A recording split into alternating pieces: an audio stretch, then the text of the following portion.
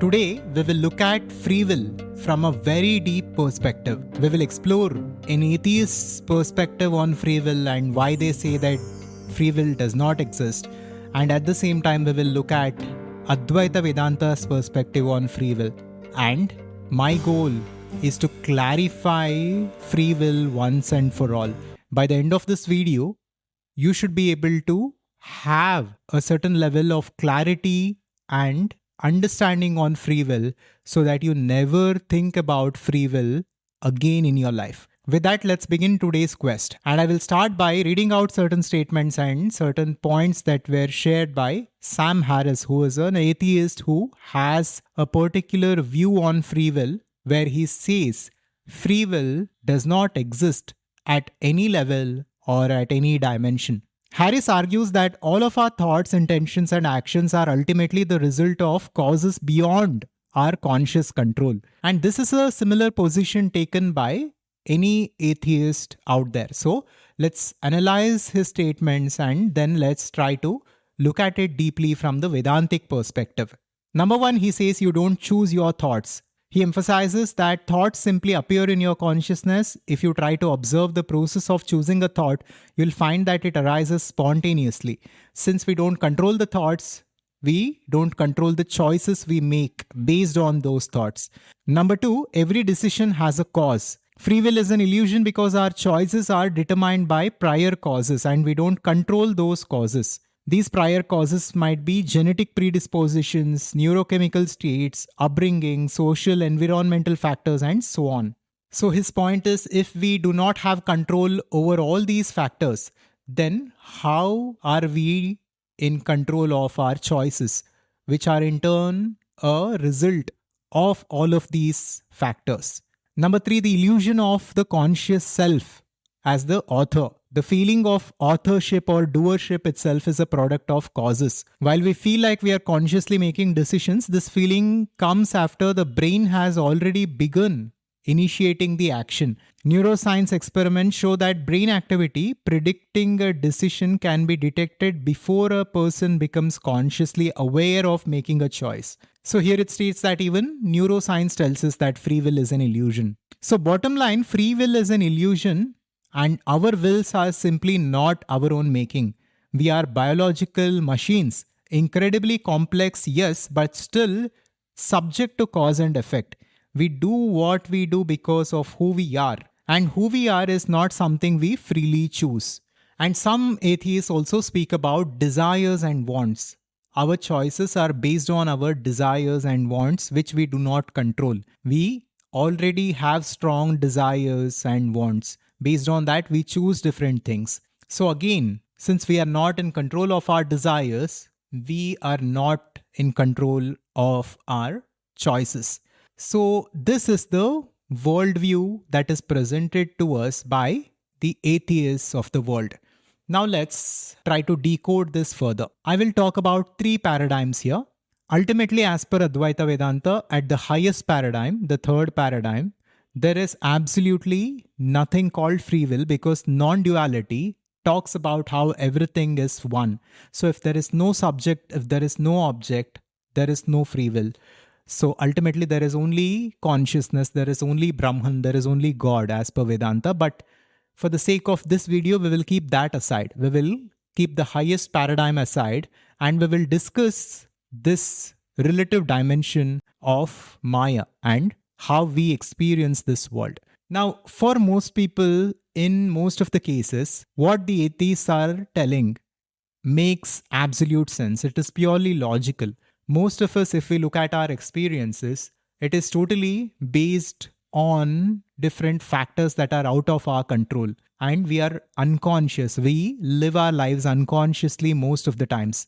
So then how can we be exercising free will if we are acting unconsciously and if we are simply following a pattern? We already have wants within us. We already have desires within us. And because of our desires, we choose different things. Now you chose to open this video and select this video and watch this video because you were inherently interested in this video.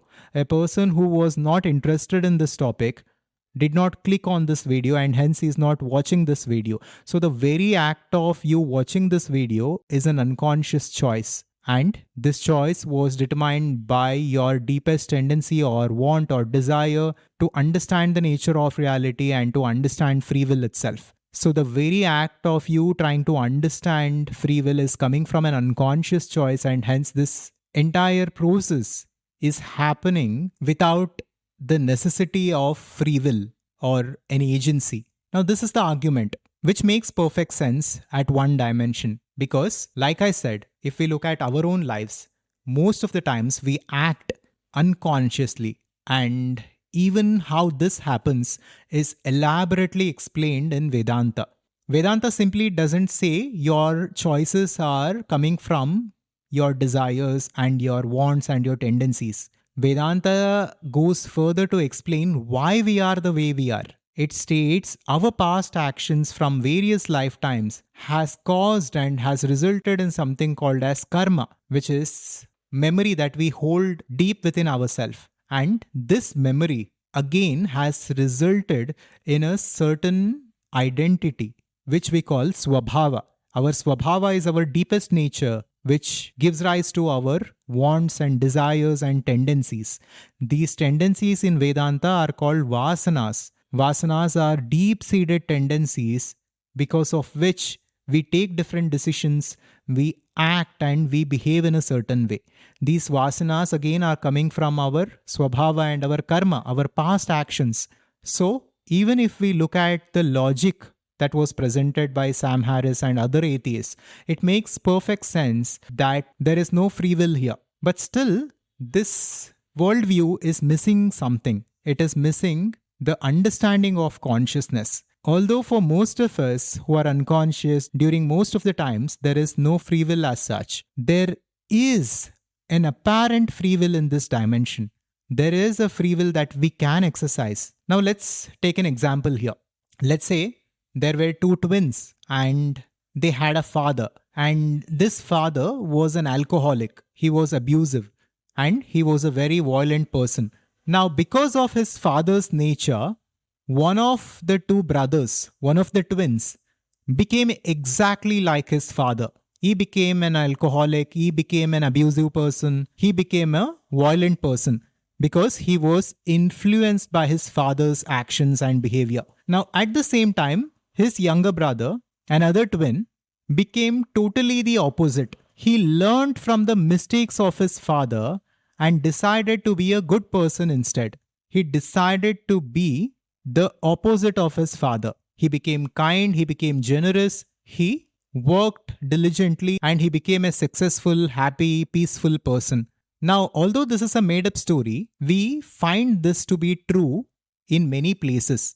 If we look at twins in different families, although they are born and brought up under the same family circumstances, they turn out to be totally different people based on their deepest tendencies. Now, what is it that makes the difference here? Although the stimulus was same, although the influence was same, although the environment was same, how each of these individuals chose to interpret that stimuli was totally different. How each of these brothers chose to react to their circumstances was very different. Now, again, their inherent disposition itself might be coming from karma, from their past life. But if we examine this phenomenon deeply, we see that there is always a choice. Take a look at your own life. Now, let's say you have been eating all sorts of food, you have been drinking alcohol, and you have been living a certain kind of life until today. And if you examine your deepest tendencies and desires and wants, even they are in alignment with your actions and how your life has been. Even your deepest wants and desires are tamasic, and you like to sleep, you like to eat, and you don't like to work out, and this is your nature.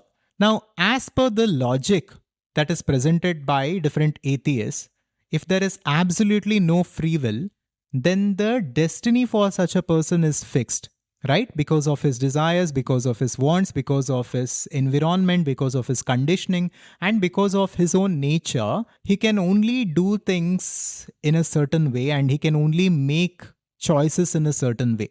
But do you think if a person is in this situation, or if you are in this situation, you have a choice not to get influenced by your desires? You have a choice to overcome your conditioning and choose something which your conditioning, which your desires, which all of your influences do not permit you to choose. Now, it's a very deep question. Just think about this. Let's say your entire conditioning has been in a certain way. Your external reality is in a certain way, and your own nature and your own tendencies and your desires are in a certain way. What I'm asking is, do you have the capability to do something which is against your desires, which is against your conditioning, which is against all of your influences? If the answer is no, then there is no free will. But if the answer is yes, then in this dimension of Maya, there is an opportunity for us to experience free will if we choose to. Now, the question is whether most of us are choosing to experience free will. The answer is no. Most of us are not using free will. We are conditioned beings and we live conditioned lives, and each of our actions have a cause. And if we trace back that cause, it goes back to another cause. So there are a chain of events which has resulted in a certain kind of life for us, and this in turn is determining our future choices. But if we examine this phenomenon carefully, we will find that there is always an opportunity to make a choice which is against our desires themselves, which is against our wants themselves. That opportunity is still there. Now, to this, an atheist might say, even that choice comes from another want or another desire which supersedes this desire. But what I'm saying here is that if we keep all the desires aside, we still have the capability, at least theoretically, to make a choice which is not in alignment with any desire or want. We can choose to do something which is against our own desires. Let's say your desire is to eat and sleep and drink and smoke. This is your deepest desire. I'm saying there is still a capability within you. If you make use of it, you can will freely against your desires and choose a lifestyle which is not in alignment with your desires or your own current nature. You have a choice in this dimension. This choice is called volition. Although our current desires and wants are determining our life, and our choices currently are determined by our desires and wants, our desires and wants themselves are a result of our past karma, of our past actions. This doesn't mean our life is fixed, our destiny is fixed, because just like our past karma and our past actions have given result to our current disposition, our current nature, our current desires, our present actions gives rise to our future disposition and our future desires and wants.